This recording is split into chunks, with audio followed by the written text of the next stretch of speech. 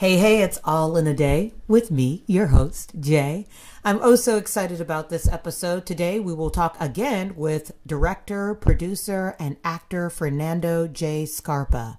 If you remember, he's the brilliant newcomer on the scene with the film short, Doradus. It is receiving acclaim from audiences all over the country. The most recent, the Audience Award at the Chinese Theater Film Festival in Los Angeles.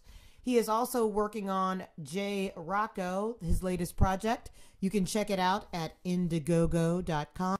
Come with me as I talk with him and find out more. Good morning, Fernando. How are you? I'm doing great. I'm spending the holidays here creating new content and observing life a little from above. And it changes the way that you approach your stories because you, for a moment, you're outside of the stress of everyday life and helps me to think more about humanity and my characters. Wonderful. And so what made you decide? So I was reading your Indiegogo page, so letting folks know that you are seeking through crowdsurfing campaigns funding for ROCCO. What made you jump in so, well, quote unquote, quickly or soon after the successor of Doradus? Exactly the success of Doradus. Doradus has given me so much satisfaction and response that I felt it was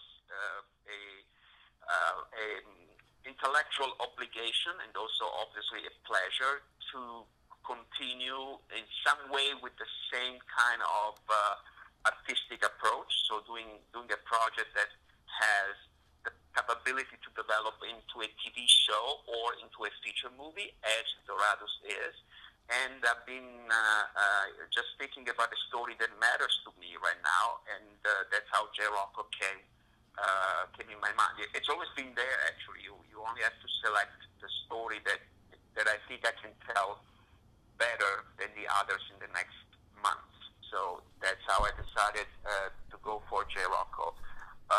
Doradus has been going just well. We opened it in June. It's a short movie, but it's very, very well received, especially in theaters. Like we had in Cincinnati also an event, which I heard it was very great, and I received a lot of feedback about that evening. But we also been screening in very tough theaters like Philadelphia at the Philadelphia Film Festival and here in Los Angeles in several film festivals. Los Angeles is a tough city for a short movie. There are so many people and there is really a saturation of entertainment, and the reception of Doradus was always really very good. And then in October we were selected to they're called selected screening of the Holly Shorts Film Festival that is held at the Chinese Theater. So that's a big historical theater. People have high expectation of quality, and to my surprise and happiness, Doradus won Audience Award. So the Audience Choice Award, that's good, because I know that they had a ballot to vote at the exit of the theater, and Doradus made it. It's now what's called the bouncing between managers and some producers. I mean, the idea is to develop a TV series about this house where ghosts appear every week and surprise a living person.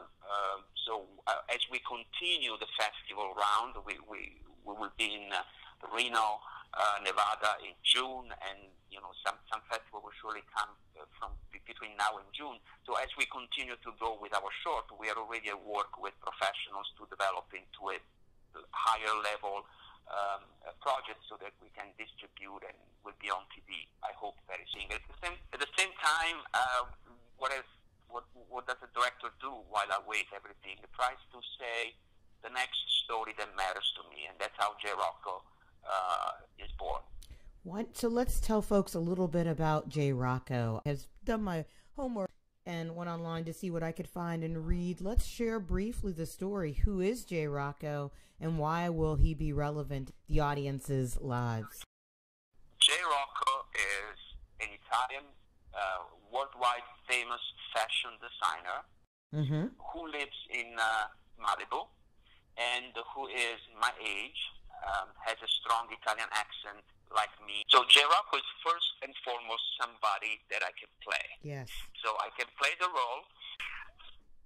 He's very successful. So he sells, he has a brand name. His name, J. Rocco, is a worldwide known fashion clothes and accessoire company. Yes.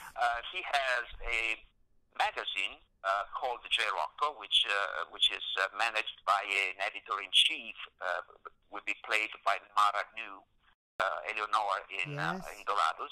So Mara manages my image, and it's all about my life, and everybody spoils this young man from Italy, and he is happy because he doesn't know better. And one day, when J. Rocco comes back with his limo driver and his sister in the car, comes back to his villa in Malibu. When he comes there, the security informs him that somebody broke in and that there is an intruder, a trespasser, and they want to call the police. But as always happens with celebrity, they decide not to make it public, so we lock the intruder inside the villa and we talk to him. And this intruder will be a young guy, a 21 years old guy from somewhere from the East Coast. His name is Matteo. He's played by phenomenal and talented Fook Kell. He's an actor that I've been discovered here in Los Angeles. And he will claim to be my son. He produces paper and DNA test that, is my biological son, and that 21 years prior to the moment in which we meet, in Virginia, in some way I had an affair with somebody, and that's what happened. Yeah. Obviously, we don't believe him. Obviously, we start discussing. We want to keep the secret, and I don't give up now the final, but Jay discovers a new life. The people who care about the money of J. Rocco try to shut him down, and Jay will say, wait a second, I think he's my son. And he adopts him, and he says, yes, I recognize him. So they start a family based on friendship. They will officially be father and son, but in reality, only they know that, they are there to help each other and to be friends. That's huge. It's a wonderfully refreshing approach to a subject matter that I'm sure has been discussed across many generations. You talk about this, and as I listen to you, talk about the subject matter of the film or the short, I can recall easily 3 or 4 conversations with friends in regards to the very subject matter. Another thing that popped immediately in my mind as you spoke of this film is working again with phenomenal folks like Mara New. I was reading through, again, the Indiegogo site, who is listed as cast members. And again, I see folks who have returned to work with you from Doradus. Yes. That's wonderful. She will be producer together with me, Mara New, but also she will play Sophia. I offered her the role because she has such a powerful presence on screen in Doradus. When I was watching Doradus, I was seeing the character of Sophia that I was writing. So I asked her, why don't we do a second venture together? And she asked me, tell me something about Sophia, about my character. I told her, about the magazine. She's an editor-in-chief. She's a businesswoman. And then she goes like, am I married? And I say, yes. As a matter of fact, I think Sophia is married and divorced. And she looks at me and says, okay, one condition. I want to have in my past many, many, many, many husbands. I remember the moment we were in West Hollywood, sitting at the restaurant, and I say, excuse me, and she goes like, if you can, it's your writing, I don't want to interfere, but I think Sophia is not only divorced, is many, many, many times divorced. And I immediately felt that's the story. We are talking about family. We are talking about being friends with family members, and having on the other side somebody that knows a lot about families because she had like 10 of them in her life. becomes very powerful. So I loved it, and I said, this is very nice. So I will be the one who will create a complete atypical, uncommon family, and she will be the one who basically tries them all and never succeeds. How wonderful. Now, you listed as a comedy drama. That's the approach you choose to take with this subject matter. I'm curious as to why that's important versus a drama. Do you want the truth or you want something that Nothing but the truth, sir. Let me tell you the truth. I cannot play drama because since I was in acting school, I was trained actually in the National Academy in Italy, and we started with Greek tragedy. And I remember that I had a little role in a tragedy. It was Oedipus, like a 4 hours never-ending Greek tragedy, and I was playing the messenger. And I had to bring news of a great disaster that happened. I think the city of Thebes was in fire. But I entered the scene, and I go in front of the king, and I tell stories about a terrible disaster. And I do. I study. I prepare myself, and then we go with the audience. I was 19, and when I start telling my tragic story, everybody laughed. And the audience was so happy, and I got an applause. And I said, what's happening? I mean, I was just saying 20,000 people died, and the people had laughed. And then I went, after the show, everybody of the audience was coming to me and said, oh my God, you were phenomenal. It was so hysterical.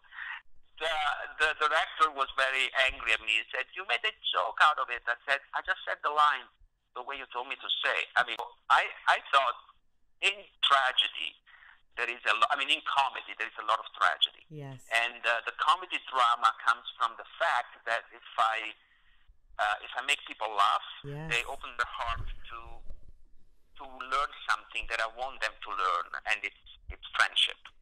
I teach these things to my students too. Drama is much more difficult, and it's not as powerful as comedy or.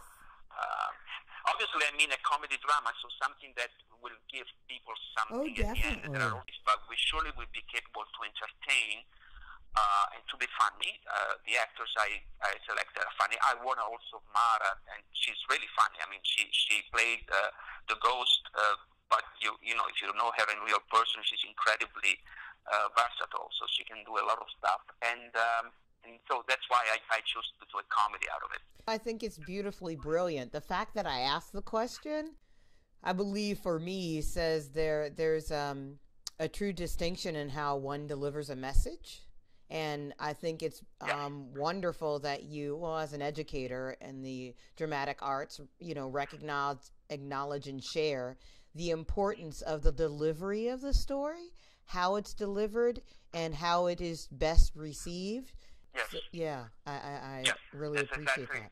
I want to spend some moments, some seconds on the young people participating. I mean, the young actors. Please, let's talk about them.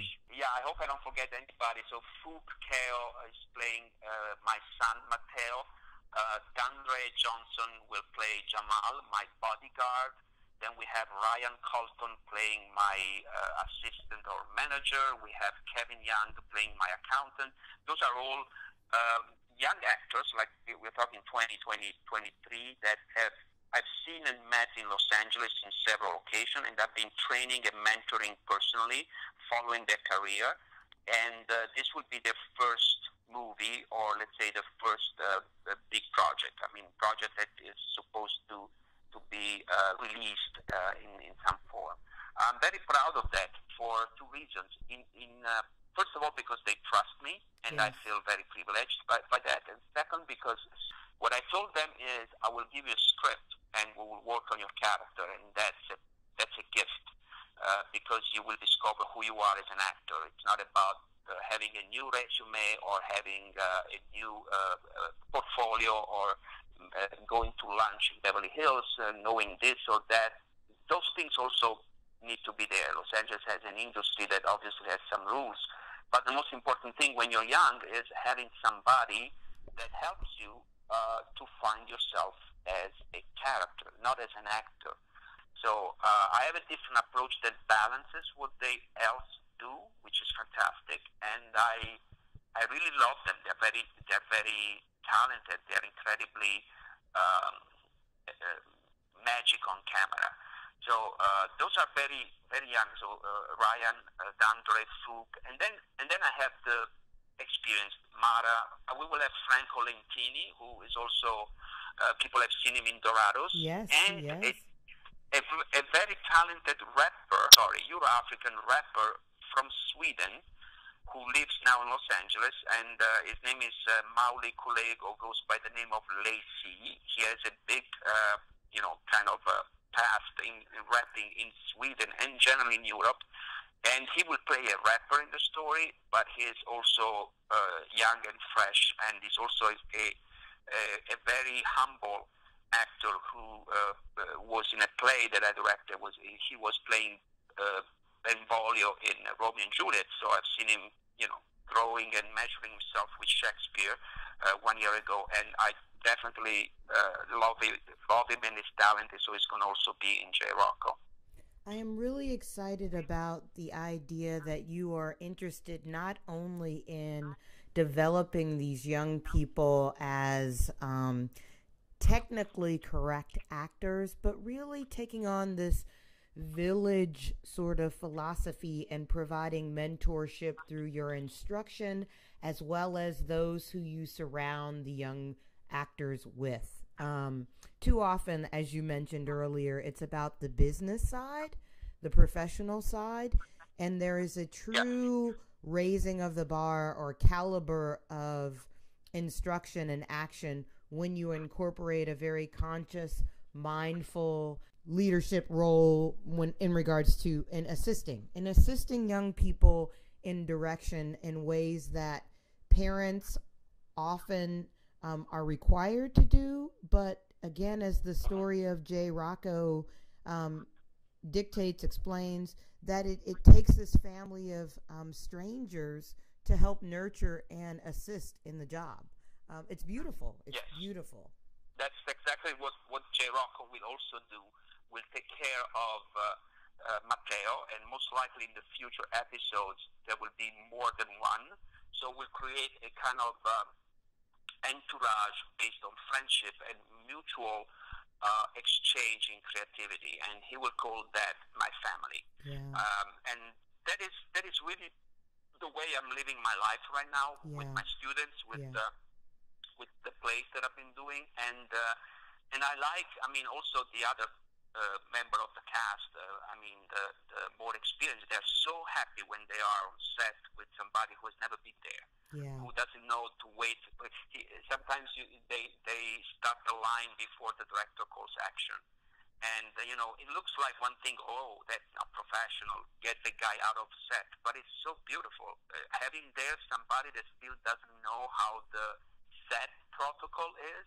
To me is a privilege, because that guy has a freshness, has a humanity, and has a communication that nobody else will have at that point in front of the camera. So I look for those people. I usually mix and balance somebody who has never been on stage or on screen together with more experienced people, because they will help each other, and there is a tension and an energy between them that really gets perceived by the audience as a story per se. So for folks interested, there is also a Facebook page, I'm sure created to not only drive traffic to the Indiegogo site, but also there are videos posted of the various actors who will be involved, some of them in ROCCO. I found much pleasure in watching them. It's all done with my phone. It's all done with, I think it's Instagram or something, but it's a way to get to know each other also, and it's a way to get the audience know,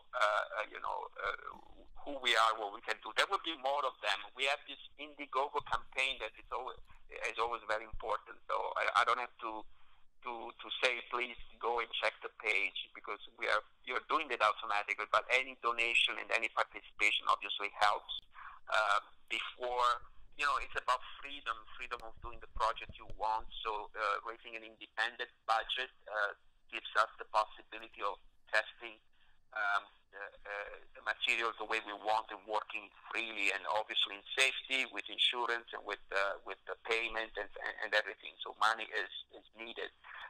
So thank you to everybody in Cincinnati or wherever you're listening to me to check this Indigo. Where you find us just by searching J. ROCCO. That's the title of the movie. But what I'm saying is.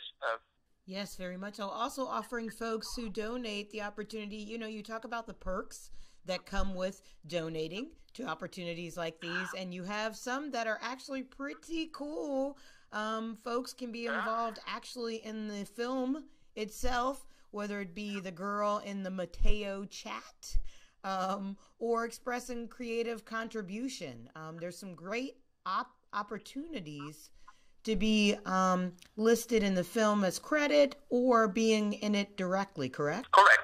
So one of the things that I was wondering is, what if an actor or an actress lives away from Los Angeles, but they still are talented? I know many, because with YouTube or with all the platforms, sometimes I browse and I see posts of people who are very talented. Let's see, like the story of Justin Bieber that was discovered on YouTube. So yes. I have in mind, I know many of them, but obviously for many reasons, included costs, you don't want them to travel to Los Angeles and to film something. I don't have the roles for that. So I thought both of them, in the middle of the movie when they are still not clear with each other, the father and the son, Matteo and Jay, they will have their own friends on a chat line. So Matteo calls his friends, girls, because he's a guy with a lot of girls on his account, and he calls them and says, "Hey, I'm here, so